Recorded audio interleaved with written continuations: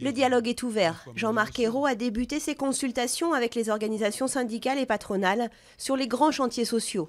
François Chérèque était le premier reçu. Le leader de la CFDT a d'emblée posé l'emploi comme priorité numéro 1, rejoignant ainsi 58% des Français qui estiment, selon un sondage, que l'emploi doit être abordé en priorité. Nuit écourtée pour plus de 10 000 voyageurs de la SNCF.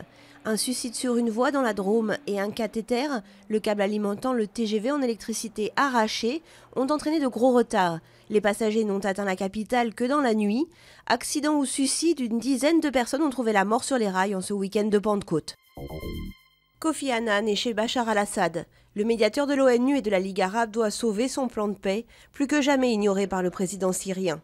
À son arrivée à Damas, il s'est dit horrifié par le massacre perpétré à Oula, où 108 personnes ont péri vendredi. Selon le plan Annan, Damas doit cesser d'utiliser des armes lourdes et retirer ses forces des villes rebelles. Gouvernement et dirigeants étudiants du Québec négocient. Engagés lundi, les rencontres doivent reprendre dans l'après-midi. Reste à savoir si le gouvernement est prêt à revenir sur la hausse des frais de scolarité et sur la nouvelle loi qui limite le droit de manifester. Depuis près de 4 mois, les étudiants sont dans la rue. Le conflit prend des allures de crise sociale.